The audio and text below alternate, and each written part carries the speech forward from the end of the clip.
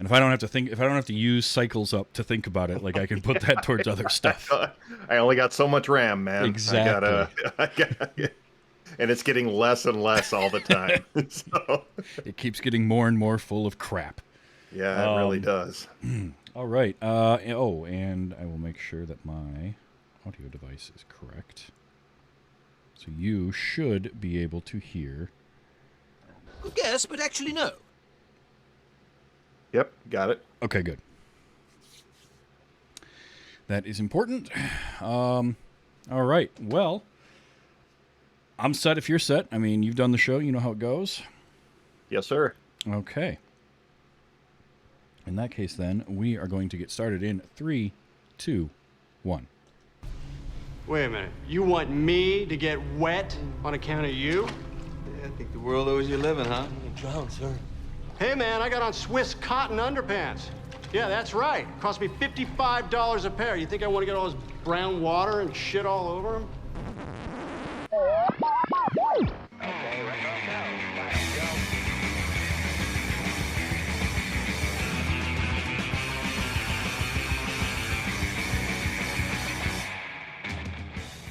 Hello and welcome. Welcome and hello. This is Wait, You Haven't Seen? It's a show where we talk about movies, and specifically, we talk about a movie at least one of us has never seen before. I'm your host, Travis, a.k.a. TV's Travis. This is episode number 178, and it's also week 2 of our 4th annual Cage-A-Palooza. That's right, all month of August, it's all Nick Cage. And so our movie this week is Bad Lieutenant, Port of Call, New Orleans. And here to talk with me about it, he'd never seen it before, frankly, neither had I, is Phil Rude. Phil, how are you? I'm reeling after this movie, but I in kind of a good way. I can't wait to talk about it. I watched this early this morning, and I've just been looking forward to this because I have so many thoughts bouncing around my head. I have to let them out, and this is not unlike last year when Austin and I were on Cage-A-Palooza for Mandy. Yes, such a wild ride that I almost couldn't contain myself. Yes, and that was that might have been my favorite movie that I watched last year for Cage-A-Palooza was Mandy, because it's just bonkers. It's out there. It goes places. Yeah. And this isn't Mandy, but this movie went in some directions and did some things in it that I didn't really know. I knew almost nothing about this movie going into it. What about you? What did you know? Anything at all other than Nick Cage was in it? I knew this was a cop movie and kind of a pseudo sequel to the Harvey Keitel Bad Lieutenant, or spiritual sequel or something. And I knew that it was a Werner Herzog movie. And then so it was in the running for me picking a Cage-A-Palooza movie. And then I went down like the cast list, and I'm like, oh, Eva Mendes, Val Kilmer, Michael Shannon, like this. The cast of this is really kind of incredible. So I was like, all right, let me watch the trailer. And the trailer still gave me nothing except that you could tell that, like, oh, choices are made in this movie. I'm going to check this out. And I was not disappointed. Choices were definitely made. Yes. So you had one up on me, which is you knew going into it that it was a Werner Herzog. I didn't realize that until I started watching it. And it's interesting because it's called Bad Lieutenant, Port of Call, New Orleans, which is a really long, ridiculous name. So the writer for it, who, let me find his name, was William Finkelstein. He wrote it and pitched it to Werner Herzog as Bad Lieutenant, but not as a remake of the Harvey Keitel movie. The Harvey Keitel movie, 1992, I believe it was, called around there. Bad Lieutenant, and kind of a cult classic. I've never seen it. I've never seen the Keitel movie. I just remember it being around. It was like in the video store when it came. You know what I mean? Like it was just like it was always there, but I never watched it. You know what I mean? Yeah, same for me. Like I've never seen Bad Lieutenant, but I've heard of it. And I kind of feel like I need to, just because of how much of a fan I am of Harvey Keitel, and I like his work, and that's supposed to be an amazing performance by him. But it got pitched to Herzog, and he's like, "Well, I don't really want to remake that movie." And Finkelstein's like, "No, we're not remaking that." And so they go back and forth, and Werner wants to call it Port of Call New Orleans. They're moving it from New York to New Orleans. Well, it ends up being that the producer, Edward Pressman, was the producer of Bad Lieutenant, and so he wanted it for marketing purposes to be called Bad Lieutenant. Well, this was probably my favorite bit, and we're going to jump right into some trivia off the start, which is Abel Ferrara. This is like I'm sorry. This is like a Cloverfield situation where they It's just a little bit are like buying up these indie sci-fi movies and go, yeah, it's a Cloverfield movie now. You know, Sure, yeah, exactly. And like it's a Bad Lieutenant, yeah. From a marketing standpoint, I get why Pressman would do that. You have a name you can trade on. I hate when that happens, but I also understand it. Werner Herzog is like, I've never seen that movie. I don't know anything about it. I'm just making this movie. It's got a corrupt cop. So Abel Ferrara, who wrote and directed Bad Lieutenant, when he heard that this was being made, it was like 2008, I think, was when it got announced that a Bad Lieutenant remake or sequel was being done by Werner Herzog. He hated it. His quote was, "As far as remakes go, I wish these people die in hell. I hope they're all in the same streetcar and it blows up." And so somebody went to Werner Herzog a little while later and asked for his response, and he's like, "I've never seen a film by him. I don't know who he is. I don't know any of his movies. I hope that one day maybe we can sit down, have a chat, probably over a bottle of whiskey, and we'll both come out of it fine." And supposedly they did. In like 2018, they actually met for like 3 hours, and by the end of it, everyone was fine. Like the two of them were fine with each other because Herzog didn't go into it trying to remake Bad Lieutenant or anything like that. Yeah, he hated that was the title. I guess in interviews he'd said like I wanted to call it Port of Call New Orleans. The compromise was fine. We'll call it Bad Lieutenant Port of Call New Orleans. And he goes, it's a corrupt cop. That's like the only connection between the two movies.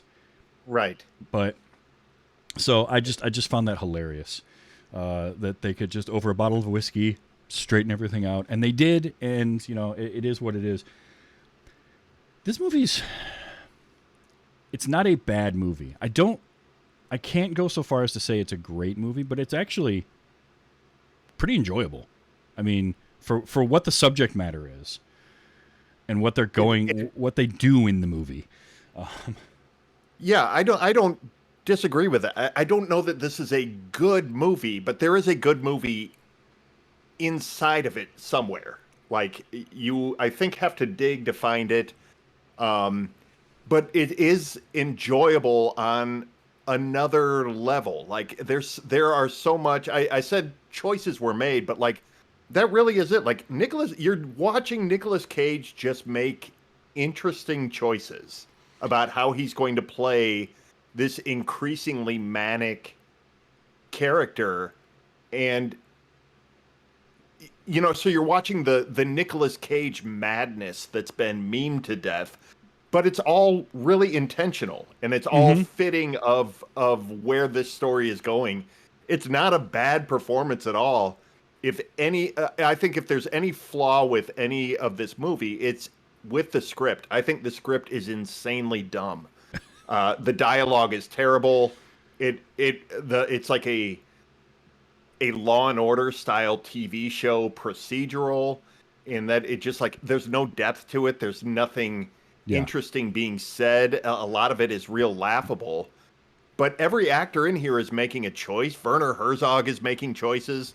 There's interesting cinematography. Like, this is an interesting movie to kind of sit with. You know what I mean? Yeah, and I'm glad you mentioned the script being probably the weakest link, because it really is. There's not... It kind of goes all over the place. There's a lot it tries to pack in, but like for everything that it tries to pack in there, nothing is really explored.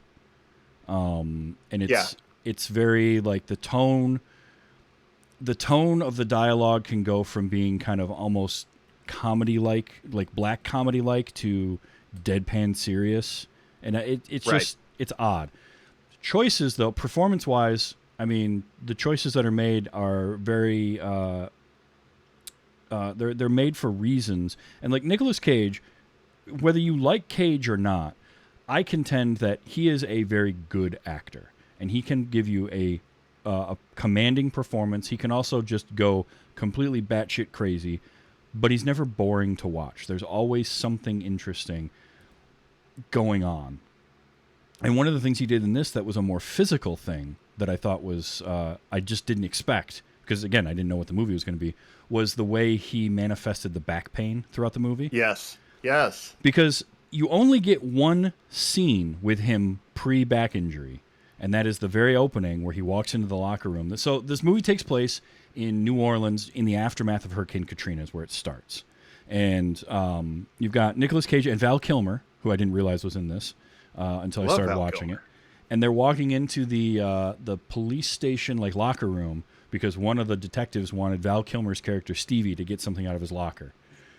And I love that because it's the most random thing. You're like, he's probably got dirty pictures of his wife in there or something. And they open up the lock and they start throwing stuff out of there. And sure enough, there's an envelope full of Polaroids of this guy's wife. Full of he was keeping in his work locker. Yeah.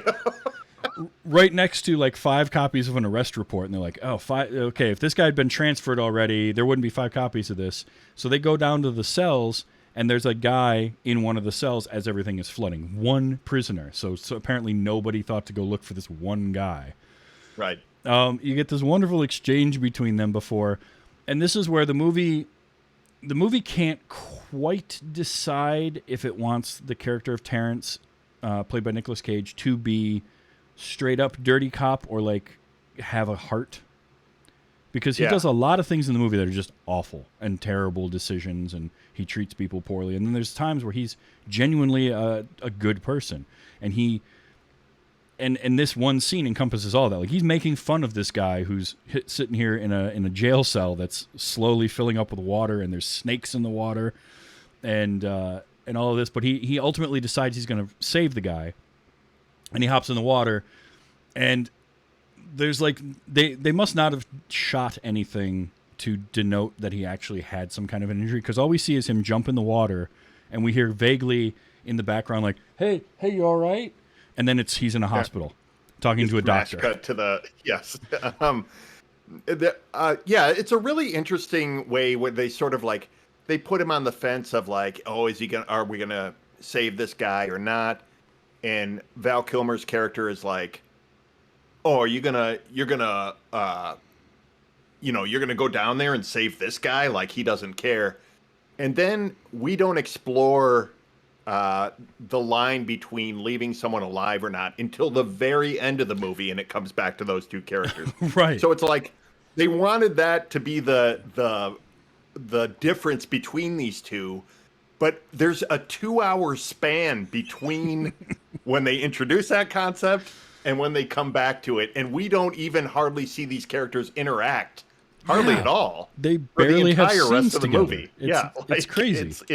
It's really strange. It feels like one of those movies where like 2 or 3 scripts were shoved together, so it becomes really fragmented with some of the things that get revisited. And it kind of feels that way with how disjointed the scenes are. Like, it's just a series of things that happen that are kind of connected, but a lot of them are just, like, very, very random. And that I want to come back to, because there is definitely something there with the whole kind of how the scenes played out. Yeah, I jumped way ahead. No. That's fine. But Nicolas Cage, so his character ends up with a back injury from jumping down into the water. And so for the rest of the movie, Cage plays him where his left shoulder is up higher, and he walks with a little bit of a limp, and he's walking crooked. Yeah. And he does that for the rest of the movie pretty consistently too. I have to give him credit for that. Oh, he commits for sure. He commits to that, and that's like his big thing in this movie is doing that throughout everything, and that letting that kind of inform the rest of his performance. It's sort of like the decision he made in Vampire's Kiss to do whatever that accent was that he was doing in that movie, which even he can't really nail down what the accent was. It was just sort of something. Like, he made this choice, well, my guy's got a back injury, so, I'll do this physical thing. And he does that throughout, and it kind of works. Because he never seems comfortable in any situation now. And that comes across in the performance. The way he walks around, the way he sits and gets up from a chair, the way he does everything. The way he moves, there is like a suspension of disbelief because you have to go, yeah, there's no way he would be on full duty. He would be on a desk somewhere, like, because he literally is handicapped. Yeah, I want to bring up, there's a YouTube channel that I watch. It's called In Praise of Shadows, and he largely covers horror movies, but he did a whole, like, 3-hour video about Nicolas Cage and the career of Nicolas Cage.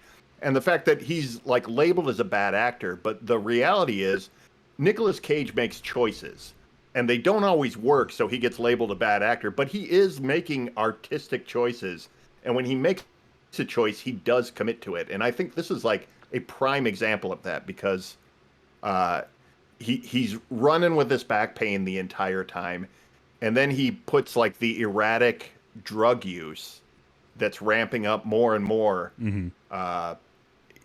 It's actually almost like a ahead of the curve commentary on the opioid crisis in America. It's like before that really became like a mainstream news story. Like they're exploring that in this character, but he still keeps the limp in there with everything else. It's just he really is committed to this, and it really does work. My wife came in and sat down while I was watching this morning, and she goes, his posture's driving me crazy. And I'm like, that's like half the point is you are supposed to be uncomfortable watching this guy. Yeah, absolutely. And that you're right. And that guy is right, who did that video where Cage he makes choices.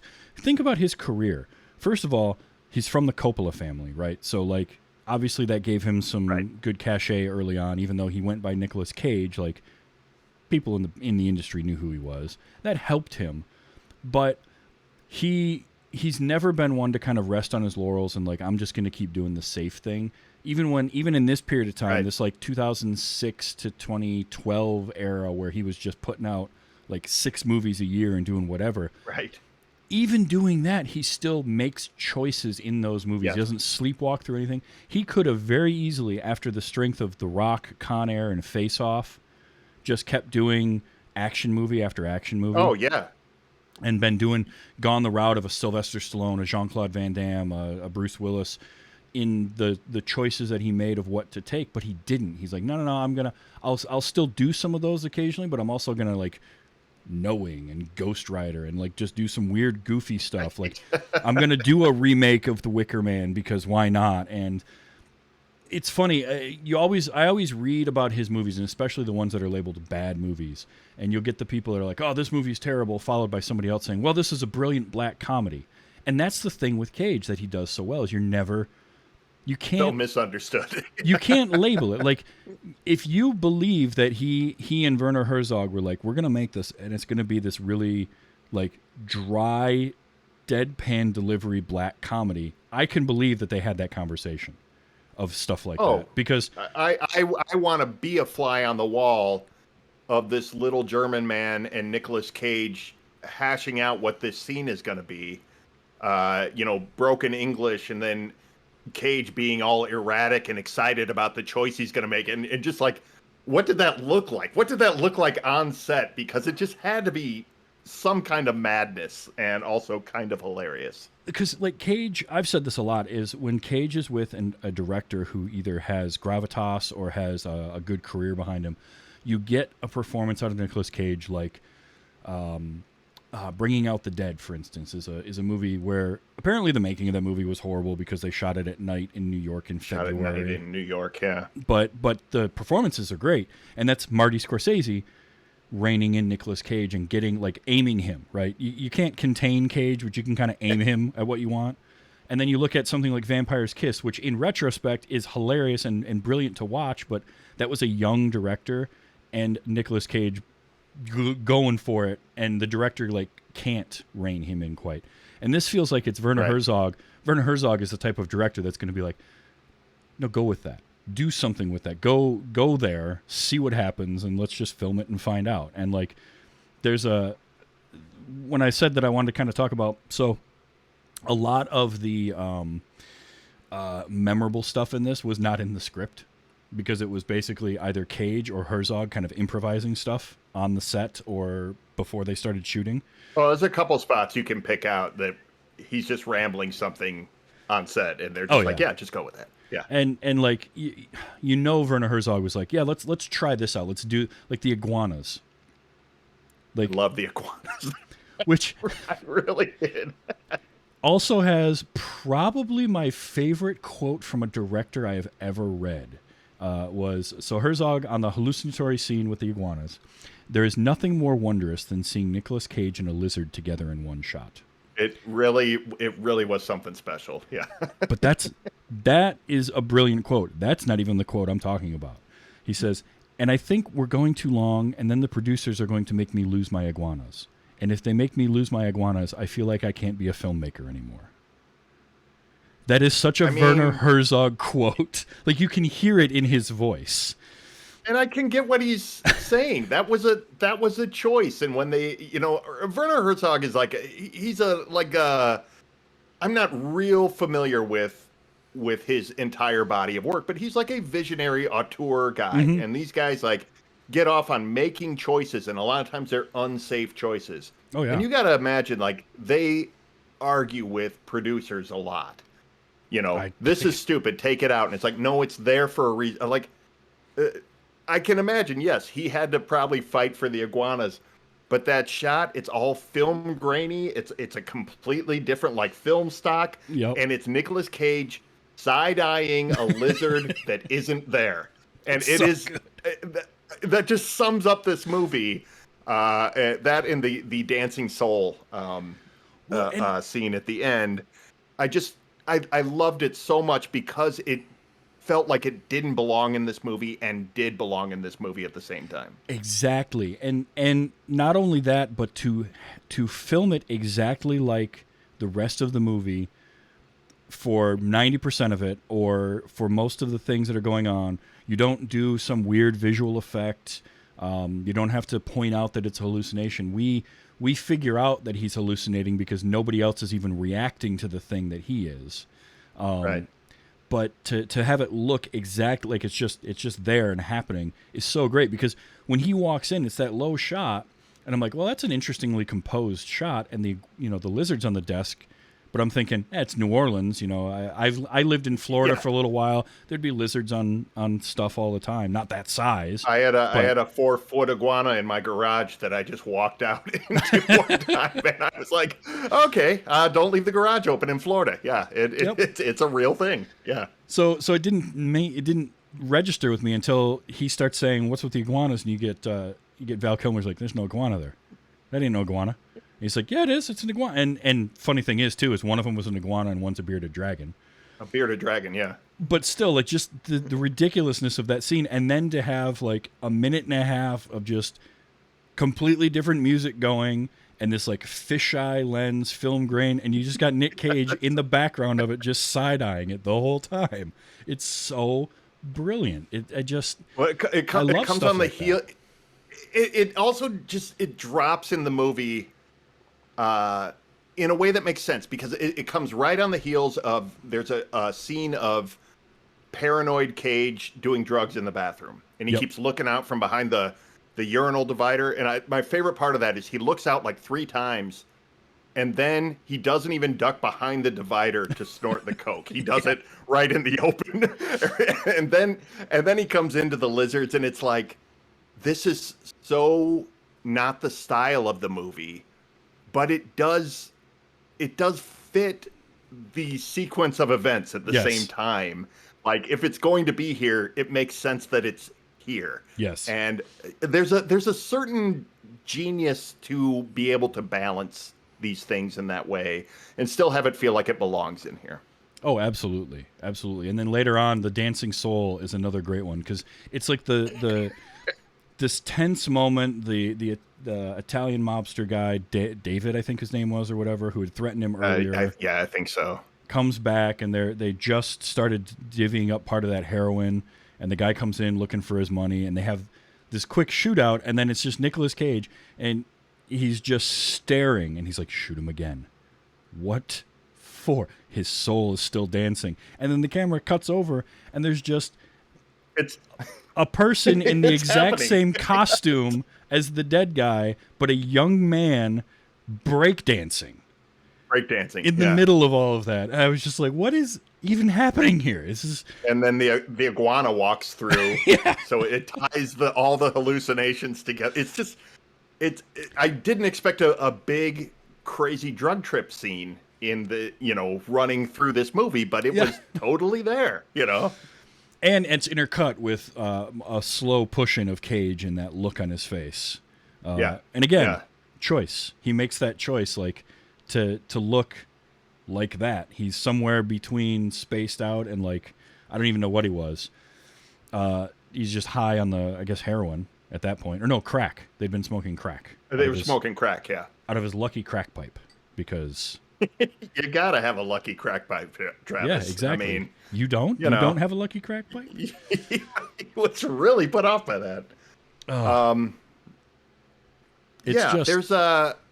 I think those were like the psychedelic scenes, but then there's other just like weird parts of this movie that also just feel. Without being psychedelic, they feel surreal. Like there's the pharmacy scene where he goes off in the pharmacy, and it seems to come like just straight out of nowhere, where he's exploding on this poor woman and kind of looting the pharmacy. But that's what I'm talking about when I say like these scenes that feel like they aren't connected to anything else in the movie. It's like I get where it belongs in the chronology of this movie and that there's a reason you're showing it, but it doesn't feel like there's any like that's never brought up again. It's never referenced again. It just is a thing that happens and then the movie just loses interest in it and moves on. And the movie does that a few times with actions, but also characters. Like Val Kilmer is in the beginning of the movie, Stevie, and then there's a moment where it's right after that scene in the pharmacy where he is doing the interrogation, and he's like, if he hits him, blah blah blah. So so Cage gets over there, Terrence does, and sure enough, he slaps Stevie slaps the guy, so he pulls him out of there, and then we don't see him again for like half an hour of the movie until the lizard thing, I think. So he's just like forgotten for a while. Like the movie's just like, all right, we're done with him for a bit. When he goes, I thought it was going to happen with his bookie, with Brad Dourif and as Ned, his sports bookie. Like they had that first scene in the sports bar, and I thought, oh my, if they only used Brad Dourif for that one scene, number one, that's quite the flex. And number two, like that's a waste of Brad Dourif, and they didn't. They brought him back, but like that scene followed up by him going to the traffic cop at like. Somebody had hit an alligator. Oh, yeah. They go to find the state troopers, that wrote the tickets. Yeah, just out of nowhere. And you get Fairuza Balk, who shows up for a scene. I was surprised to see her. Yeah. Yeah. And then she's maybe mentioned like in passing, but not even by name for the rest of the movie. Yeah, it just becomes almost like the ex machina that fixes the bookie situation at the end. Brad Dourif, I'm glad you mentioned it because that character made me laugh so much. Like, just the idea that your bookie would go to collect 10 grand from you at the police station, and have that conversation in the middle of the bullpen full of cops, and he's like bodily threatening him. Okay, this would never happen, and that makes this just hilarious. Like, you're not even like mad at the movie for doing it. It's almost like this movie's got balls. This movie really like does not care, and I thought it was just darkly funny for that. Like all of this, it's one of the. I don't know how you want to classify this movie as like, is this one of those bad movies that's so bad it's good? I don't think that quite qualifies, but it's like this movie's so crazy that it's entertaining. And you love it for not caring about accuracy, and you love it for not caring about reality almost. Like it almost just exists in its own pocket of reality. Yes. This is this movie is not a Cineplex movie, right? It's not something you go and you see at the 12-screen theater that's playing everything. This is the type of movie that was made to be watched in like a seedy, dark, like off the beaten path, New York City place where they still let you smoke in the theater and like know where the theater is. You have to know because there's no signage, there's no marquee or anything like that. That's the type of movie that this is, and I love that about it because you're right. It does exist in its own little pocket of reality where like there's no way that they would have that conversation that loud, and the only thing that Terrence tells him is like keep your voice down. He's not mad at him for looking for his money. He's not mad at him for coming to his work to look for his money. He's just like just not quite so loud, okay? The whole scene where he goes back and confronts the grandmother and the older lady at the at the assisted living home after he lost his witness because he had to find out the score of the game that he was betting on, and his witness just walked away. A 15-year-old kid who was in at that point. Do you think they were still in Biloxi, or had they come back to New Orleans by then? I couldn't quite follow that. Oh man, they were in Biloxi when he lost the witness, but he went back to New Orleans. That's where the assisted living place was. All right, so he took a 15-year-old kid who was a witness to this crime, these 5 murders. He takes him from New Orleans to Biloxi, and then loses him there and can't find him again. And the kid makes it all the way back and gets on a plane and heads for England. And then the next scene, this made me laugh a lot. Let me find the guy's name. Jeremiah Goodhusband, the district attorney of New Orleans, has them in his office, and he goes, Scotland Yard just called. And I'm like, this is like a episode of Law and Order that was written by a high school student. You know, like just the dialogue, the exchanges, the series of events, and how they explain things are like, well, Scotland Yard called and they have your witness, and it's like, oh, okay, like this is, but by this time, like we're 2/3 into the movie, and you just accept everything that it's throwing at you, and you just go, okay, let's go, let's get even crazier now. Sure. As he almost killed an old lady and was waving his gun around an old folks' home. It's just madness by this point. And like that reveal of him in the room too. It's one of those where you just see it coming. You're like, oh, he's behind the door, and then the door, and he's just like, he's in that semi-hunched stance that he's rocking the whole movie, standing behind the door with just this look on his face, like he's just ready to shred them before they even start talking. And then the scene just kept getting better. It just kept going further. It like that. He's waving his gun around, which he keeps in the waistband of his pants, by the way. Yeah. A lieutenant in the police force. He has a suit that doesn't really fit him well, and he keeps his cannon, carries a .44 Magnum because he thinks he's Dirty Harry. Yep. And he's got it tucked in his pants. And when this is what made me laugh in the pharmacy is the security guard comes up, and he's like, I'm a cop, and he doesn't even show him his badge. He shows him his gun. Yeah. And the guy's like, oh, okay, no problem. This is what I mean, and it's never questioned. And I think by this point in the movie, you're not questioning anything either. And I think that's kind of the genius of this movie, is it just draws you into its little world. Yep. And you just go with it. You go with it. You know, you recognize it as ridiculous, but you go with it anyway, because you're just having too much damn fun with it. Oh yeah, and like the scenes where he goes to see his dad, who lives, I guess, on the outskirts of New Orleans. I'm not really sure. And his dad and his stepmother, who's played by Jennifer Coolidge. That was another. So the introduction of her was a scene that made me laugh out loud, because it starts off with her, and she's talking about how she can't take care of the dog, and she's lamenting, like, his dad is, we've established that his dad is an alcoholic because he mentioned that already. Right. And also a former cop. And here's Jennifer Coolidge, and she's saying, like, he wants me to take care of his dog while he does the meetings and all this, and I have to go to work at 7:00 in the morning, and blah, blah, blah. And it's great that he's trying to get sober, and he's been down this road once, but it didn't work. And then she's like, I keep telling him he just needs to stick to beer like I do. And she just pulls up a bottle of beer and takes his tug off.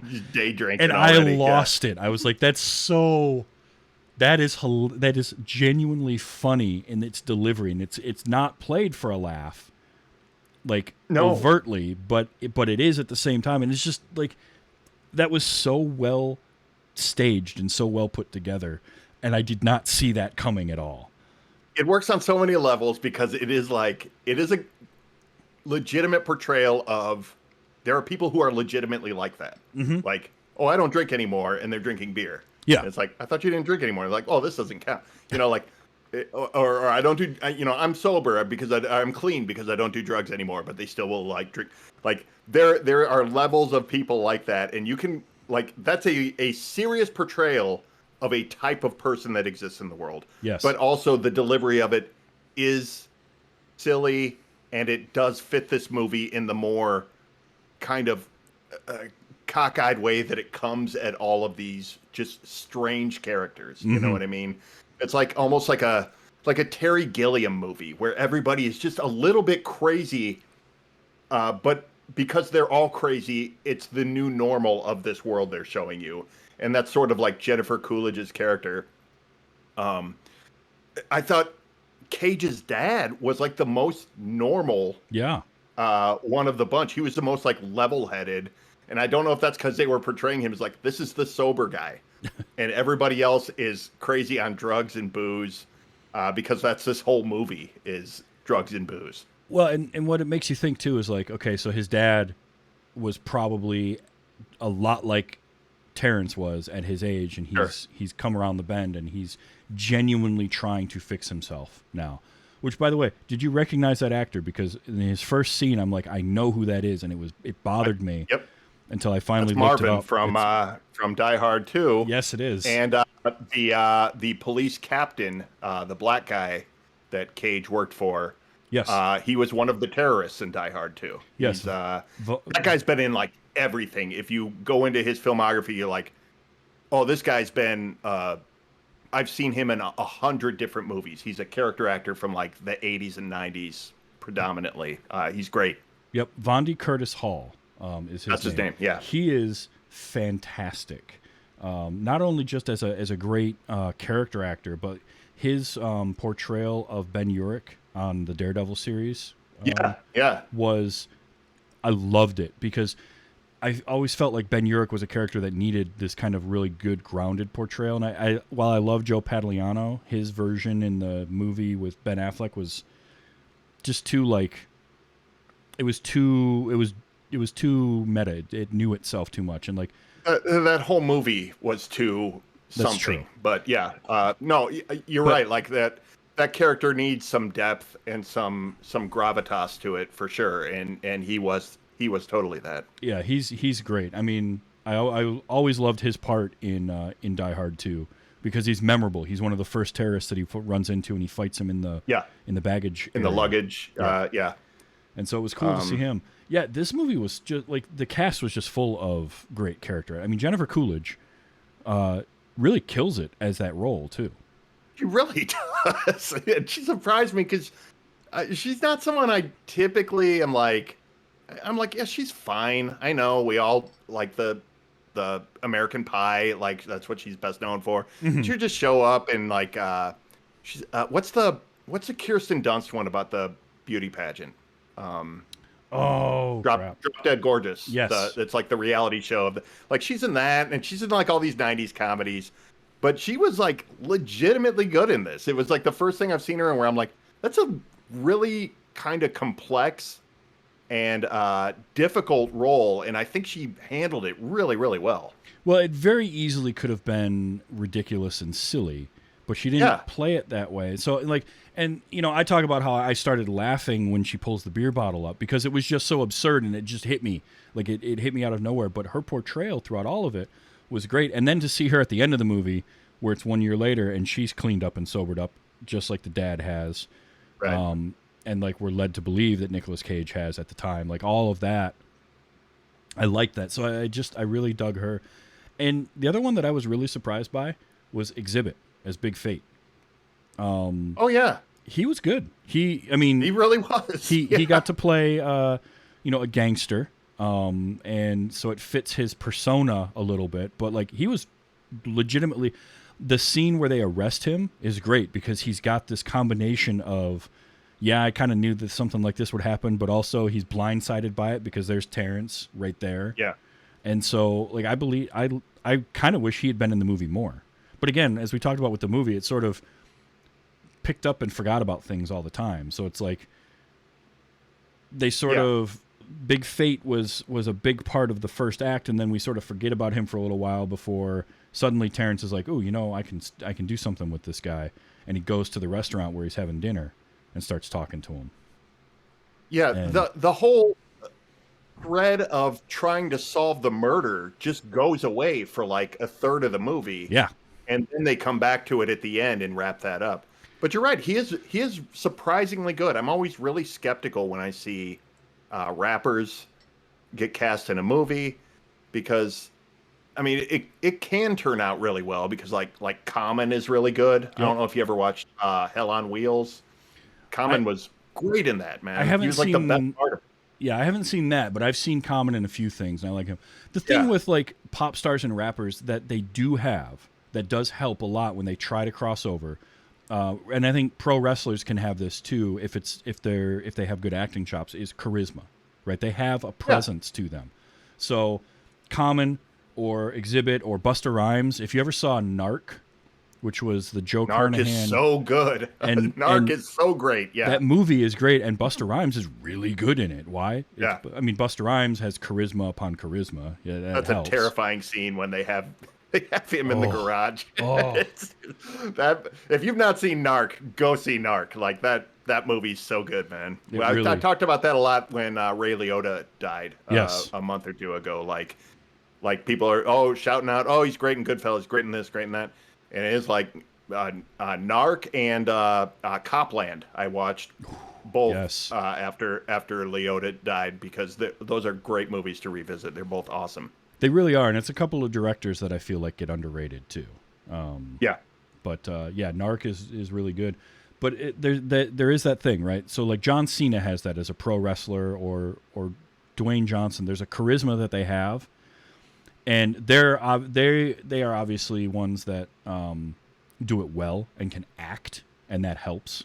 There's a movie star charisma to those guys. I don't know that The Rock is an actor. You know what I mean? Like he can act, he can get through a movie, he can perform, but it's like, you know, are we ever going to see like, and the Oscar goes to Dwayne The Rock Johnson? You know, I mean, that's the only measure of a good actor. I just am, you know. I mean, maybe not, but I'm a little skeptical. Yeah, I do think that he is charismatic. I can't, you know, there's no denying that for sure. And I think for him, the ability is there, but the choices he makes are to make stuff that's going to appeal to as broad an audience as possible. And so he's going to do these big budget kind of action-y PG-13 movies. Because if you ever see, do you remember his version of Walking Tall? Did you ever see that? I remember that it came out, and I've probably caught bits and pieces of it on, like, you know, TBS on the weekend. So that kind of movie. The movie on a whole, it is a remake of Walking Tall. It's perfectly fine. But there's a scene in there in the courtroom that he's really good in. And for as early in his acting career as it is, you're like, okay, this guy's got some acting ability.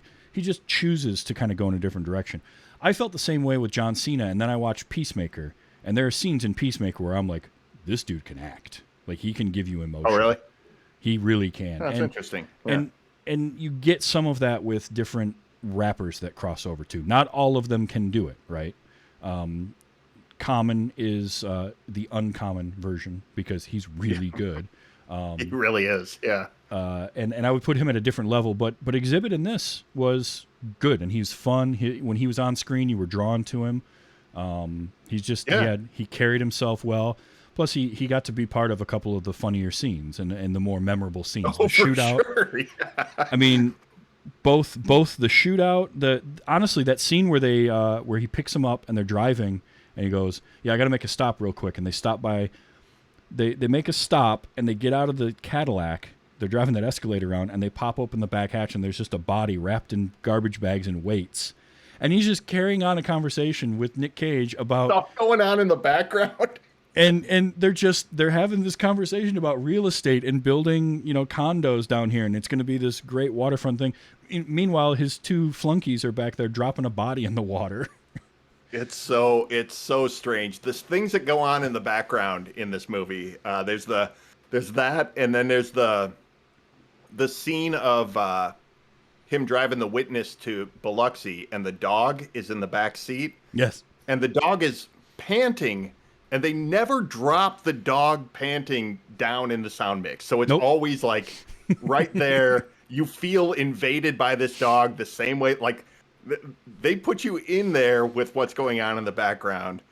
And then, of course, there's the scene I made note of when he's shaking down the prostitute and the kid in the club. Oh, yeah. For drugs, and he's having sex with this hooker, and she's blowing smoke into his mouth off a crack pipe, and the guy is just in the background kind of like awkwardly watching and trying to like walk away. And I mean, it's like I'm sitting there watching this kid, and it's funny and awkward, and all I can think is like, that kid is all of us right now. That Yes. kid is awkwardly watching this and wanting it to end at the same time. Mm-hmm. But it's just, there's just such bizarre stuff in the background of all of these scenes, and some of them are funnier than others, but they're all really, really strange. Well, and I love the kid because he's awkwardly watching, and he's trying to get away, which is sort of how I feel when I'm watching that scene. And then he tries to walk away, and Terrence shoots his gun. It's like the one time Terrence unloads his pistol. He shoots in the air and tells him not to move. And as the audience, we're like, oh, we're still stuck here for the rest of this scene now. Yep. Like we can't get away. That also was interesting to me because most of that scene was one take. Yeah, it was. There was a few long takes in this, which I'm a sucker for a long take. I love. Me too. I'm on a technical level. It's so impressive. Oh yeah, just the idea of like the things that go on and how you have to reset everything if one person messes up, and how easy it is to lose your spot or forget a line or something, and to do those was great. And this one, like that scene, the first scene when they go to the housing project, and he goes to the next door neighbor, and then he walks through the house and he grabs the marijuana, and he goes out the back door and then into the other door to get G. Yeah. Like that was all one long take, and as it was unfolding, I'm like, oh, they haven't cut. Oh, okay, all right, I'm into this. Like this They is just keep going. kind of cool. Yeah. So yeah, I loved all that kind of stuff. Like from a technical standpoint, there was some really cool things they did in this movie, and I liked the camera work's great in this movie. I think the camera work is really, really interesting. From the very opening, it opens on the shot of that snake, that water snake, weaving in and out of it tracks all the way through until it pulls back, and it's like the kid in the holding cell. And I'm like, that's such an interesting way. And it stood out to me doubly because like the title comes up and it looked like TV show credits. It did. It didn't look cinematic at all, but they're put against this very cinematic tracking shot of a water snake. And I'm like, this is so interesting already. It's the opening shot of the damn movie. And I'm already like, what the hell is this thing? And, it was so, I don't know, the way they moved the camera, and like I said, when the psychedelic, the hallucination scenes where they kind of cut to like a grainy, I don't know if they use a different film stock or it's just a filter they use later, but they make it look different, and they kind of put it on an angle a little bit, and it's just there's a lot of really interesting cinematography in this movie.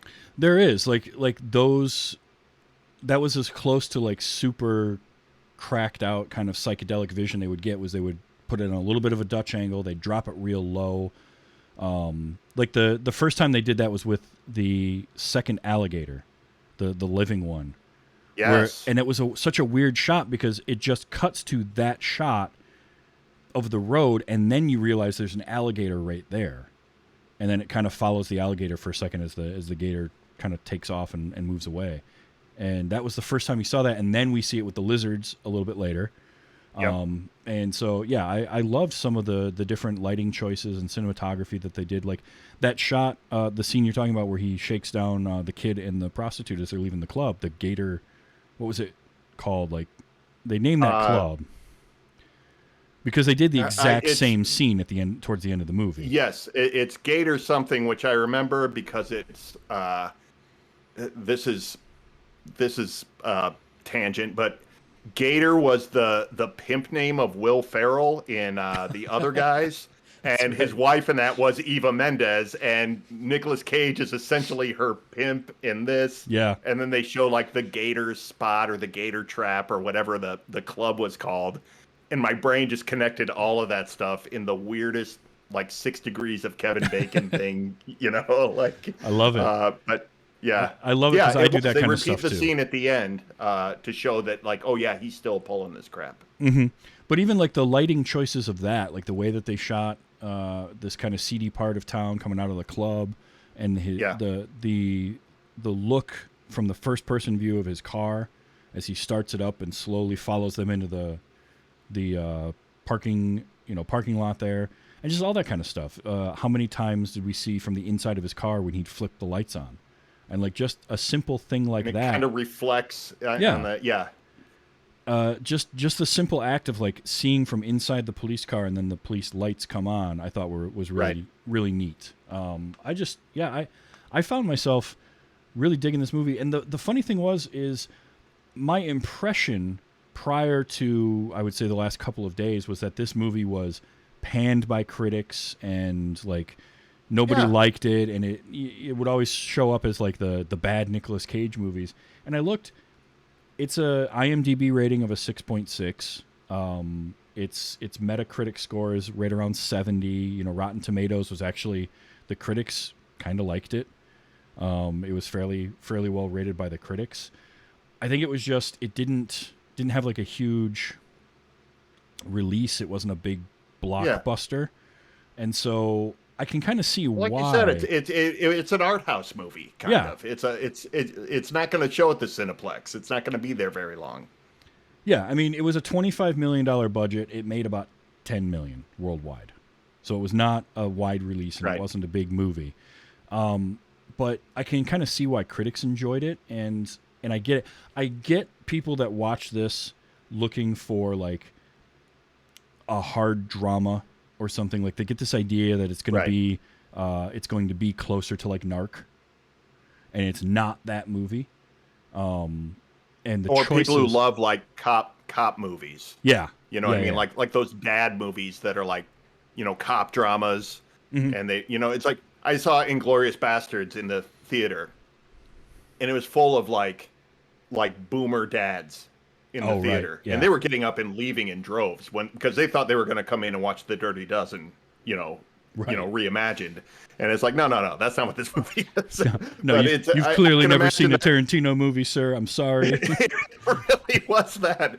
But it is, I think you're right, that there is an expectation of what someone is going to get, and they get something completely different. And yeah, that's going to put a lot of people off. Yeah, but what I like is the choices are made, whether they're good or bad. Choices happen in the making of this and in this movie.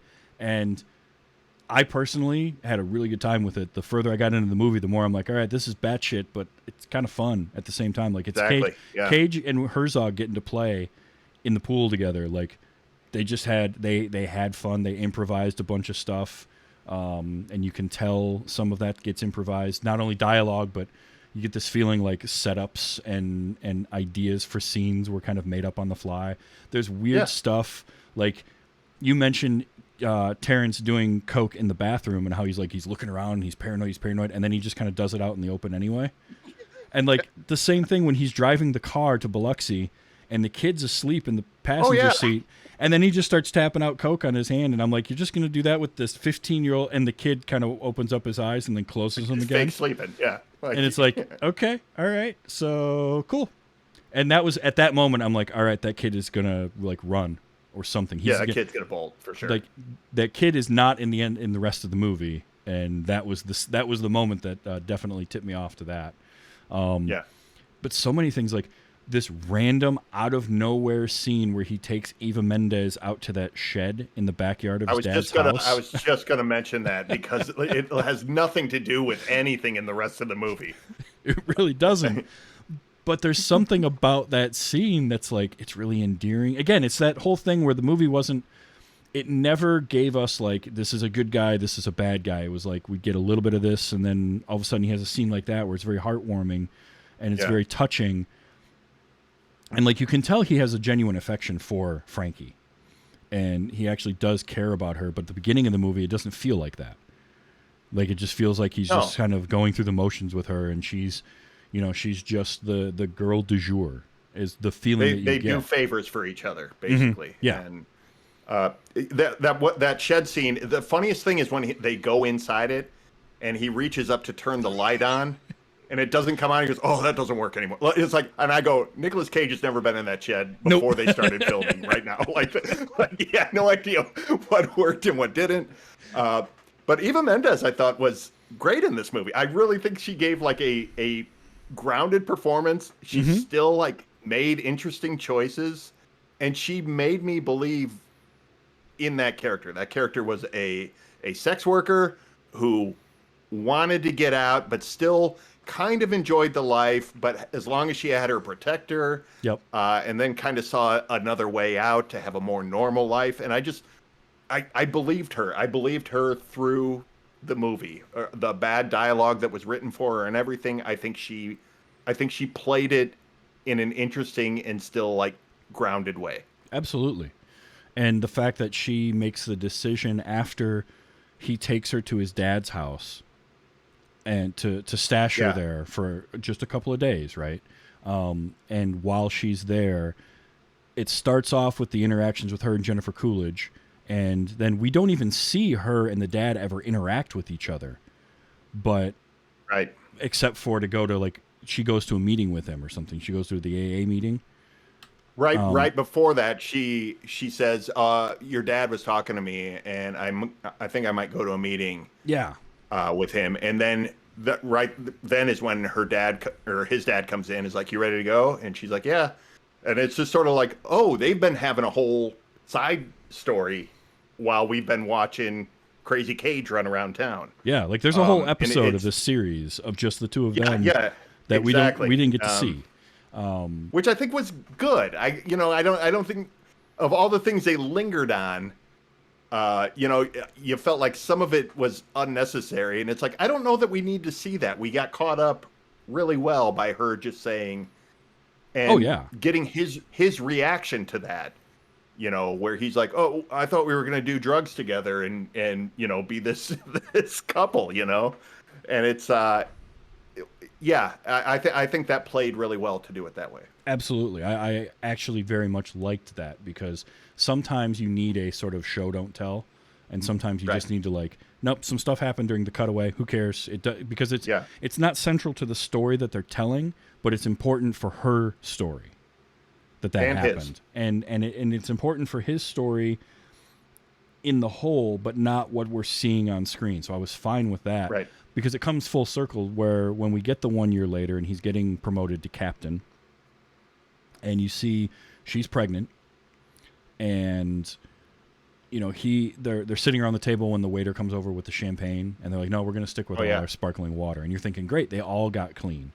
They all got clean. Up. It's the happy ending of this. Yeah. And it's interesting because at that point I'm watching this and I'm thinking, I'm kind of feeling like I get her and his dad and his stepmom, that all feels earned, but for some reason it didn't feel earned with him at that moment of being clean and sober to do it the way that they did, because I felt like, yeah, but he's still like, he got into business with a drug dealer, and he, all this stuff that happened that he did that was terrible, and then to have the scene where he's sitting in a hotel room doing more drugs by himself, and the look on his face while it's going on of like, he can't get out of that cycle.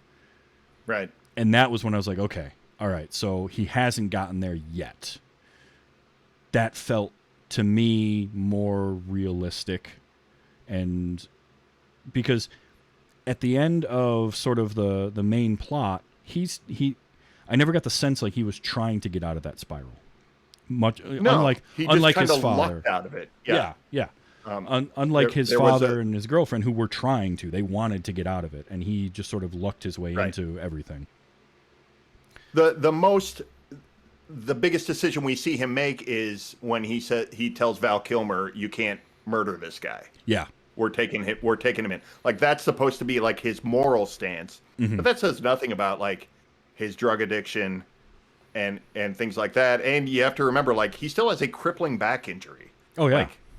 Like, so the idea of like, pain management without something which would trigger the whole cycle again, which maybe that was what happened in that year, but I like the callbacks at the very end of this movie. You referenced the hotel room, and the guy comes in, and it's the guy he saved. Yes. At the beginning of the movie, and then we see that he's dragging this guy back into the so he saves him, and then he kind of damns him immediately, where they're at the aquarium high, and it's like he's dragging this guy that he saved back into the life. And it's just sort of like, I don't like, kind of like saving somebody and then throwing him overboard again the next time you run into him. That could be. For some reason, I didn't read the scene that way, and it felt to me more like he looked at the guy and said, "Do fish have dreams?" And this guy who genuinely, he'd been sober for a year, took him to an aquarium as a way to get him away from where he was. That's how I read it. Interesting. I took it as they were both high at the aquarium. I took it as a different. I had a different read on it, but and thinking about it, I can see that. Saying I'm right. I may have misread that.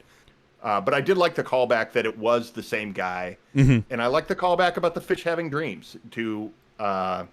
Again, huge gap of time between the original reference to that, and the very end, but it seemed to fit better than the shoehorned Val Kilmer partnership. Yes, at the beginning and the end, it was an interesting callback of like, oh yeah, that is kind of a high thought he would have, and also like bringing us back to the very beginning. And the fact that the beginning of the movie, the end of the movie is on animals in the water. Right. And it's the same actor. Right. The first person we see is one of the last people that we see. And yeah, it's thinking about it, I can totally see how you would read that as like Cage got him high and they went to the aquarium and they're just sitting there stoned out of their gourd, and Cage gets that crooked, goofy grin on his face right at the end. I just, for some reason, the way that I read it, and I think it's because there was this, everyone around him gotten sober, and then he runs into this one other person, and the guy he saved this guy's life, and in doing so, it started a lot of his spiral of drug use, to then happen to run into him 18 months later, and the guy's like, I was making some bad choices, but you saved me, and wanting to return that favor. And that's why, to me, it read as like he took him out of that and took him somewhere to like show him that it can be done.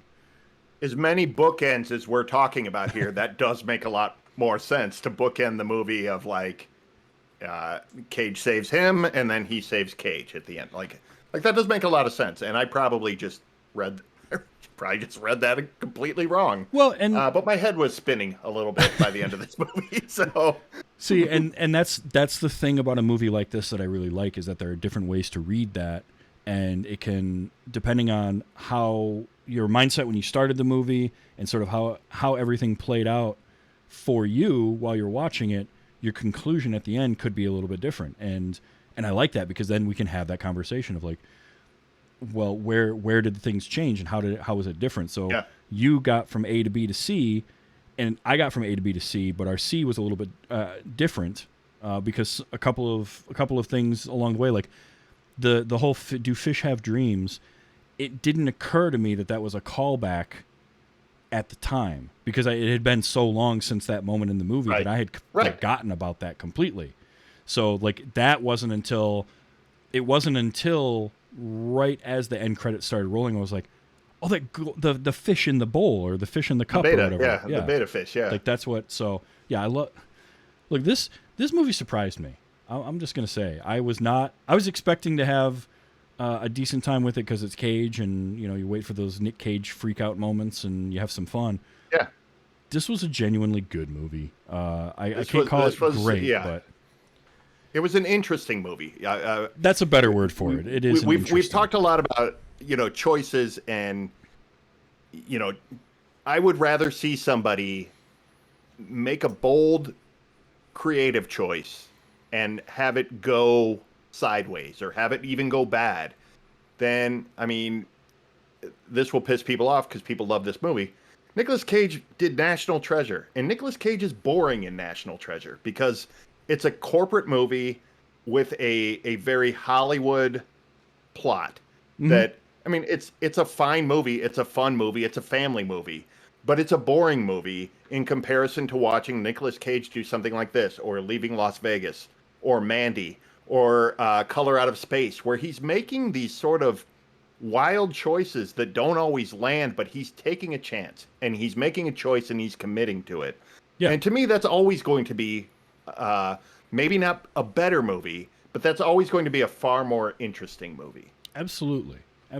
And then to have an ending that's as ambiguous as this one, to where we can walk away with completely different reads to it. Austin and I talk about 2001 a lot because we watch that for our show. And there's just so much to pull apart. It's so ambiguous at the end of it that it makes you engage with it. It makes you actively put thought into it, which is what a piece of art is ultimately supposed to do. And you just have to respect it for that, even if you don't like the movie. If it makes you engage with it and think about, well, what does this mean? Like I have to respect it for that. So absolutely, I'm on the page with you. I didn't expect much except just a wild roller coaster ride, and this movie was far more interesting than I ever had expectations for it. Absolutely, I agree 100%. Movies like National Treasure should exist, right? Just like pop music should exist. There's a place for that. There's a market for it. And I saw both National Treasure movies in theaters. I had a good time with them. I kind of had an idea of what I was getting into going into it. I'm like, all right, this is going to be. Like National Treasure came out kind of on the heels. It was during the whole sort of Dan Brown Da Vinci Code. It's Da Vinci Code Light. I've always said. Yeah, and so what that movie is. Yeah. When I saw the trailer for it, I'm like, okay, that's clearly influenced by Da Vinci Code. So I knew what I was getting into, and there's nothing wrong with a good popcorn flick. Shut your brain off and escape. I'm not trying to trash talk that. I'm just, in comparison, it's a very safe movie. Absolutely, yes. No, for an actor. And you're not wrong in that he's in that, but he's very boring in that. Especially when when you've seen Cage in other things and you know what he's capable of, right? And you've seen him do Mandy. You've seen him even prior to that movie coming out, like 8mm was something where he made choices in that, and that movie went some places. That's a really interesting movie too. Yeah, and even in like The Rock is a very like big dumb Michael Bay action movie, but like he's playing it big, and he's also like visibly restraining himself from going bigger. Yeah. He's a nerd with a lot of rage that he's trying, like, there's depth to that character. He's making big choices in there. So it is like, I like Cage for that reason. He can give a interesting performance in stuff like that. Oh yeah, absolutely. And that's why, that was the big reason that I started doing this August as Cage-A-Palooza every year. Was the guy is interesting and he does some fun stuff, and you can see something like Face Off or Vampire's Kiss, where he's just going ham the whole time.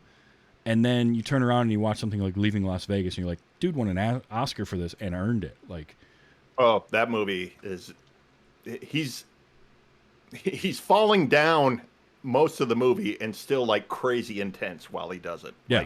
Like, that performance is amazing.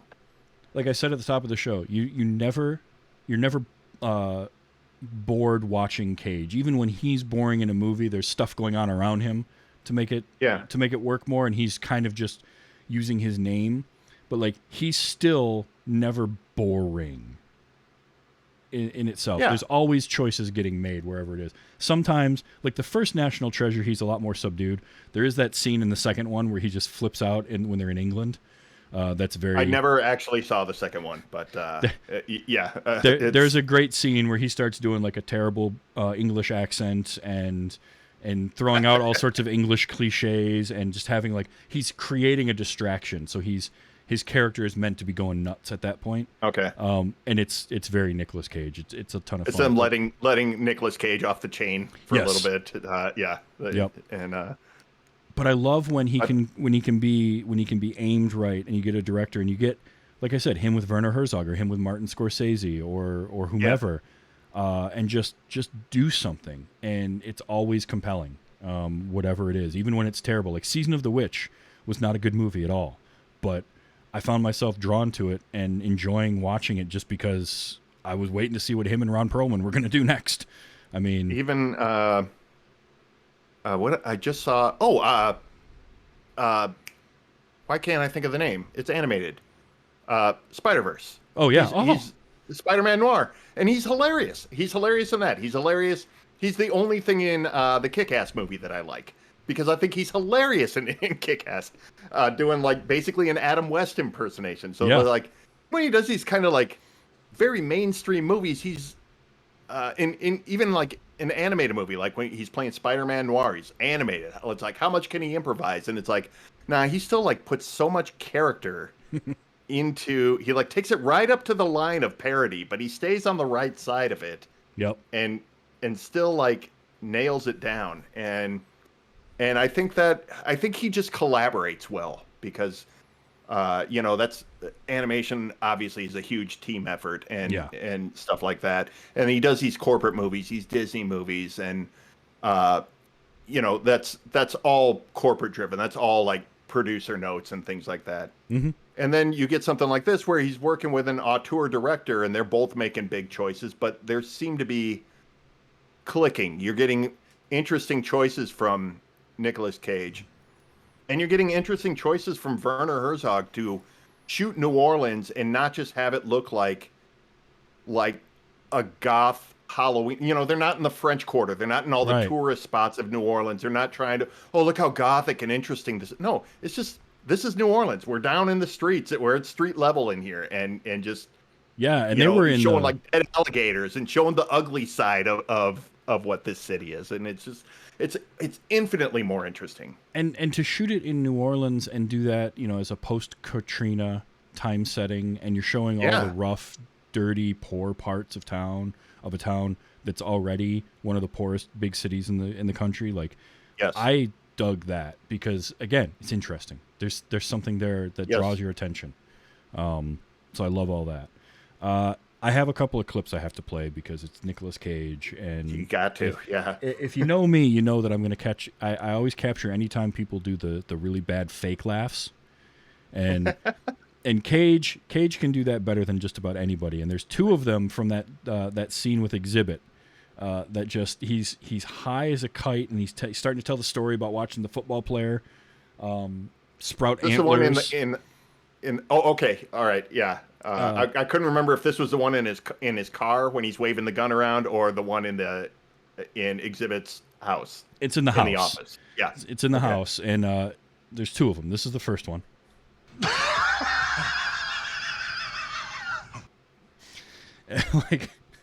And then he follows it up, less than a minute later with, and he's just like all teeth, and it's so good. And I didn't capture the one in the car, but like that scene was great too, because there again, he gets super serious, putting the gun to his head, and then he just starts laughing and like quoting song lyrics. And it's unhinged, but like, and I mean, you said it all teeth, like, the faces he makes. I mean, like, you talk about like the things he says and the voice inflection, but like his facial expressions and his mannerisms are like, I mean, it's all tied in. He's not just reading off a cue card or something. Every bit of him is doing the work. His facial expressions are like if Jim Carrey couldn't contort his face the way that he does.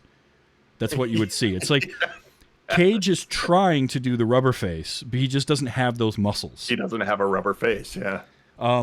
This was a fun little, like, kind of running gag that is so subtle that I almost don't know if people would catch the running gag of it. And this is the first instance of it, is when they are doing the rundown of what they're going to do to Exhibit and his two cronies, Midget and G.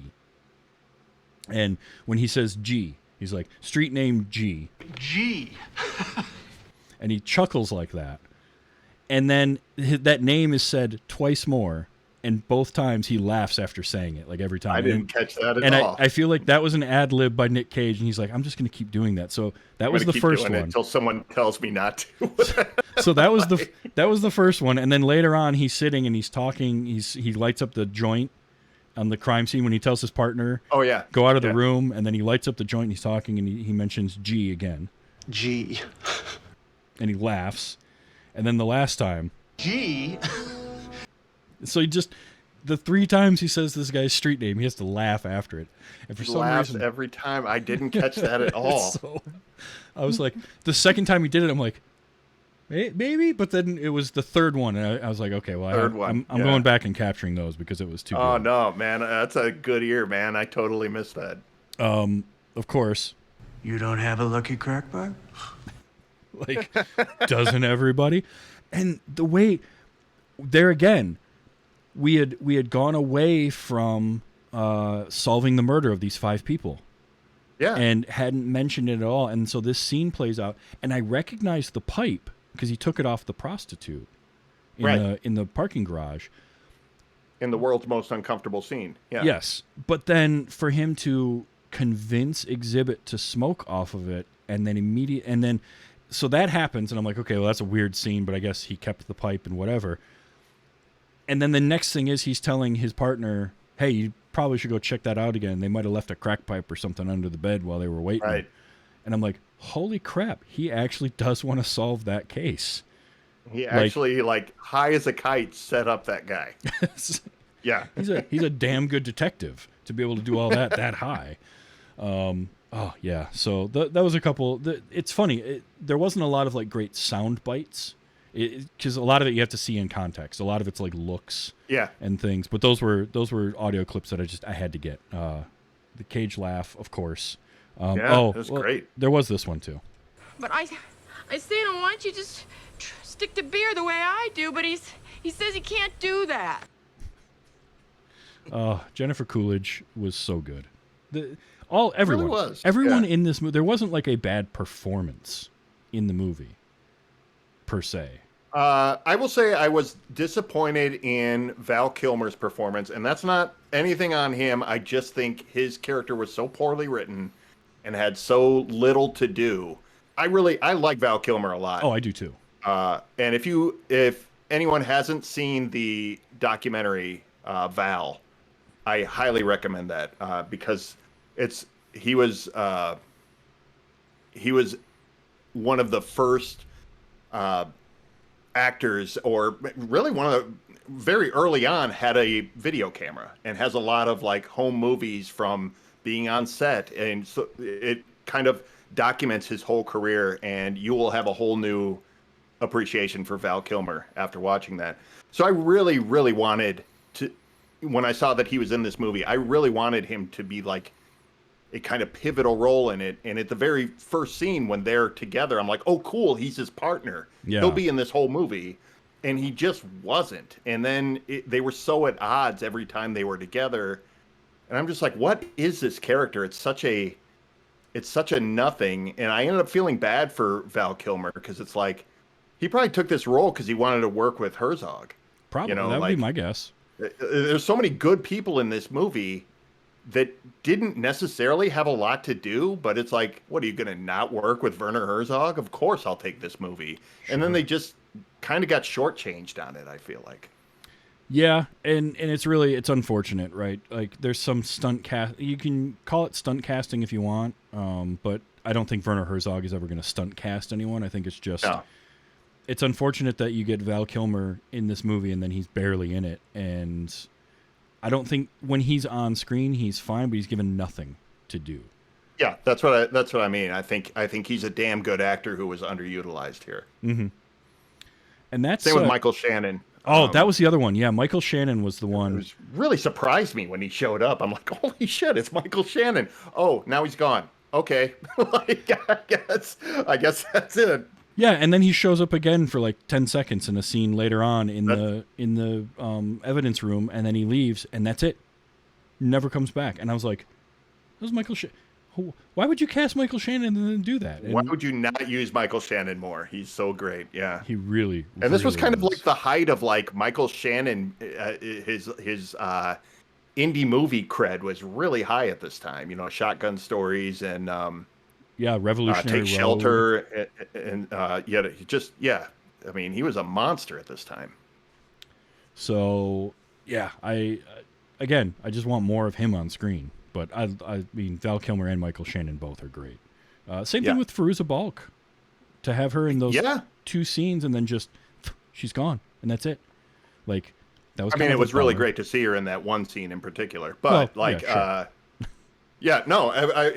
like, oh, I haven't seen her in forever. It's great to see her in a movie again. And then it's just like, oh, now she's gone. And, never mind.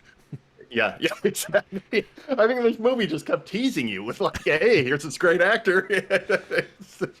Yeah, I really expected that's what they were going to do with Brad Dourif, and then he got to come back a few times, and that whole cool. that last scene in the police bullpen is great, where he walks in, and the guy who the previous scene we'd seen him in is all like, "Oh, you messed up, you made a big mistake," and then everything goes down, and he's sitting there like, we got no problems anymore. We're cool. Like, I don't care what happened to those guys. And he leaves, and then Brad Dourif comes in all excited and handed him his $10,000 that he won, and like throws $10,000 cash in the middle of a police station again. Yep. Yeah, and my daughter's speeding tickets got taken. Thank you. And then he leaves, and then the captain comes in with like, look what we found, ha ha! And it's like that whole scene was just so crazy, and I loved every second of it. Because it's like the end. It's like the end of Wayne's World when like people just keep coming. Oh, hey, I just got a record contract. It's like every plot thread gets sewn up. Yes. Oh, so good. I mean, honestly, I kind of wish that Herzog had gotten his way, and that they hadn't put the Bad Lieutenant name on the beginning of this, because I do feel like that hurts it a little bit, in that there is a tie to the Keitel movie, and it doesn't need to be there. You could have just called this Port of Call New Orleans, or give it any other name that you want, and I think that it would work. But don't let the name Bad Lieutenant steer you away from watching this. If you haven't seen this movie before, it's available on like 4 different free services online, ad-supported ones, Tubi, Freevee, like a bunch of them. I watch it. Amazon has it through, how Amazon has like third-party streaming at, like, I think they use Freevee through Amazon. Yeah. So it's got ads, but it's like, who cares? It shows you like a commercial every half hour or something like that. Yeah, it's not that bad. But it's out there, and I'm with you. I think if you like Cage, if you like interesting kind of art house movies, if you like drugs, not judging, check this movie. If you like iguanas, check this movie out. Find it streaming somewhere and just give it a half hour, and if it's not your thing, punch out. If you're having a good time, ride it out, because it's pretty wild and it's pretty fun. Absolutely. Exactly what I would say. Give it at least a half an hour, and if it doesn't light your fire by then, punch out, and you're not hurting anything. So that was Bad Lieutenant, Port of Call, New Orleans. Phil, thank you so much for being on this week. It's always a pleasure to have you here. And you just started back up the new season of The Picture Show, right? Yeah, Austin and I are back doing season 5. It's all science fiction movies this season. We came back with I'm blanking. Ad Astra. Nice. Ad Astra, and then 2010 drops tomorrow. And we're recording this week for Arrival. We're kicking off just some kind of big idea movies. But yeah, we just started back. You can find us wherever you get your podcast. That's The Picture Show with Austin and Phil Rude. And thanks so much for having me back for Cage-A-Palooza this year. Absolutely. Austin's really sorry. This ran into his D&D time. He couldn't make it this year. We had a great time with Mandy last year, and I'm just super stoked to have come back. I really appreciate it. Anytime you are welcome. It's always great to have you on, and I'm definitely going to be getting in touch with Austin at some point. I'll have to find a week he's not doing D&D and get him back in here. You give him enough heads up, he can move things around usually. But yeah, get him back. Awesome. Well, Cage-A-Palooza rolls on next week. I'm going to have Kit London back. She wants to watch a movie that I had never seen called City of Angels. And it was one that came out in the mid-'90s, and it was a movie that just didn't grab me at the time. But I've heard some pretty good things about it, and so that's what we're checking out next week is City of Angels. I do remember the soundtrack. I like that movie. I haven't seen it in a long time. I'll be interested to hear what you think of that, Travis. Yeah, I'm curious to see how it goes. So that'll be next week as we get into week 3 of Cage-A-Palooza 2022. This show is available as a podcast every Wednesday, so you can get that anywhere you get your podcasts or tvstravis.com. And Sunday nights at 8 p.m. Eastern Time, I stream live the recording of the show if you want to check it out live and hang out in the chat room with us. So for Phil, thank you so much for being on this week. And we're going to come back next week with...